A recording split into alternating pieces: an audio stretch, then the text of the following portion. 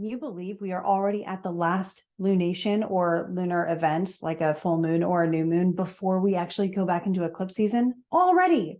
So I really want to take you guys through this full moon in Aries that we're going to be experiencing on the 29th of September. It's going to happen at around 5:57 a.m. Eastern time, and I'm going to show you all about it so that you can make the most of this final opportunity to kind of intentionally work with the moon for the next month or so. So the next two lunations, the next new moon and the next full moon after that, at the end of October in the second half, will both be eclipses. And if you're someone who's really into intentional work or manifesting, this is really not the time for that. It's a time for allowing the stage and the scene around you to be set so that you, the actor, will know what you're working with when you start taking action, when it's your time to actually perform. So I'm going to, of course, share my screen so that we can see everything we're working with in this event.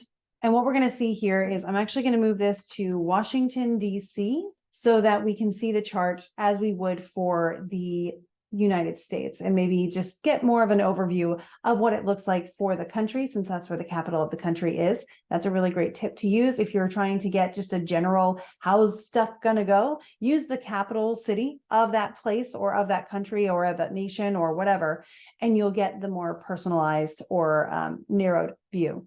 So looking at this full moon, which we have here, the full moon itself, of course, is actually going to be in Aries because the sun is in Libra, and it's at exactly 6 degrees of Aries. And what we can see here is by degree, there's not a whole lot going on as far as exact aspects happening with the moon. But when we take this away and we make the chart a little busier, if we draw a triangular line from here, we can see that though it's not by degree because Venus is at 22, so that's fairly wide, the moon is going to move that direction. So we do have this widely applying aspect of trine with the moon and Venus.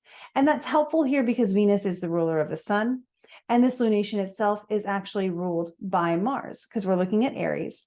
So if we check into how Mars is doing, Mars is also in Libra. Mars is not totally happy in Libra, to be honest, since it's the opposite sign of Mars's rulership. It's out of Mars's comfort zone. So we see that this lunation may not be quite as strong or ambitious or as driven as if Mars were in more of a place where Mars had the resources to do Mars-like things. Here, Mars is bogged down by emotions and communication and compromise and having to, work with other people. Where Mars is typically, if an Aryan Mars, we're thinking about ambitious, focused, driven, just going towards that singular motivation. And so while we have those things, we might notice in one area how that's already going to be something that reflects, as the full moon does, will reflect in our relationships with other people. And there's another reason why we might see some relationship change and transformation going on at this time. And it's because, as you can see here, we have Venus at 22 and 26 degrees. And on the same day, she will move enough to have this square, this final square with Uranus that they've been dancing around for all of Venus's retrograde. So this square with Venus during this full moon may actually bring up some relationship stuff that has been in flux or has been changing, has been growing, has been evolving or awakening throughout the last few months, particularly in August. So keep in mind, if those things come up again, that it's okay. It's very timely for them to come up again. And this is really an opportunity to reflect and find resolution with whatever comes up for you. And if you want, you can keep an eye on where Aries is in your chart. So looking for this little symbol here and find that in your chart. It may be in the 8th house like it is in this chart, but it could be in any one of these 12 segments. And those 12 segments, of course, each have keywords of areas of life that they are sort of in governance of. So you'll be able to tell what area of life am I feeling this in? Or if you're thinking about Venus and Leo, where is Leo in your chart? This little guy right here.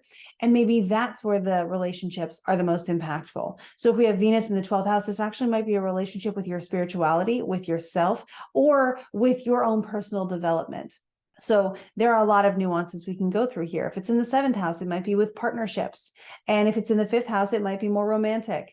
There's a lot of keywords. You can find them really easily when you search them. So I will leave that to you. And if you have any questions about that kind of stuff, I do have a whole Patreon where we do a lot more immersive study together. So you have the option of being able to jump in there as well. I'll put the link in the comments. We're actually about to pick our next month's book club book where we read source text or guiding texts that help us understand astrology and folk magic a lot better. And right now we're really emphasizing on how to understand the worldview of magic and astrology, which has been really fun. So thank you to everybody who's in there. And if that's something you'd be interested in, you can check it out on Patreon at the Modern Mystery School. That's a whole different thing. At the Modern School of Ancient Wisdom, Patreon, which is where I am.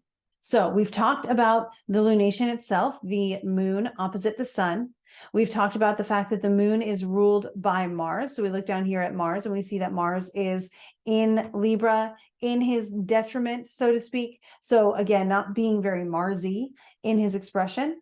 And we see that, of course, as we see that the moon is here opposite, another wide thing is the opposition with Mars that we have here too, just like we have the wide trine with Venus. Or if you're looking at the sun, this is a wide sextile with Venus and the sun. And they also have this mutual reception where the sun rules Leo and Venus is in Leo, but Venus rules Libra and the sun is in Libra. So they have this sort of cooperation going for them. That's been very helpful so far in Libra season. And we're looking at as well just the surprises that may come up from the square that is going on with Uranus. And of course, not to be overlooked is that it is a pretty close sextile between Venus and Mars.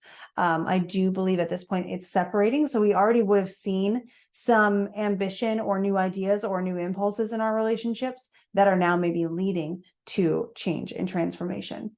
So yes, that is everything I wanted to point out on the chart. Cool. Now you're thinking maybe, how do I make the use of this? This is my last moon that I can do intentional work with before the eclipse season. And I recommend that since this is a moon of maybe a change of heart and a change of direction, that we start working with things that imagine the actions that you would want to take if you had no obstacles. So take that Aries energy and say, if I didn't have any obstacles in my way, what would I want to be doing? I did this recently where a bad thing would have given me permission to do this thing that I realized I actually really wanted to do. And then it occurred to me, why do I need the bad thing to happen when I can just make that change on my own and not need a bad thing to motivate me or justify the thing that I want to do? So think about that in your life. What would you do if there were no obstacles, if you didn't have to worry about things? And then see how practical and manageable it is to actually make those decisions and change the way that you view things and change the way that maybe you run a couple things. For me, it was the result of now changing the way I offer consultations on my website, which feels so much more aligned for me and so much more hopefully helpful for the people that I can reach and work with. So thinking about things like that, especially if, like me, Venus is in your 10th house of career and reputation and your output in the world. So an affirmation that I have for this one is, of course, I am capable of anything I believe in. And I really want you to hear that and say that out loud. I am capable of anything I believe in.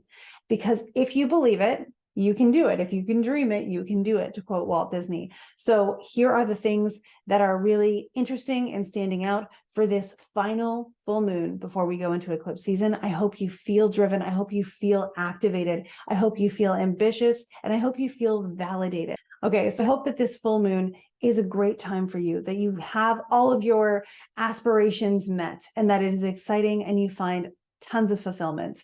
And again, if you are looking to work with me a little bit deeper, we've got the Patreon, and I will also give you a code. If you liked what you saw with Luna, you can get 10% off of that too. That'll be down in the comments or description of this page, along with the workbook that you can get to plan out your month for what remains of it of September. So thank you all. I hope you have a great moon. Bye.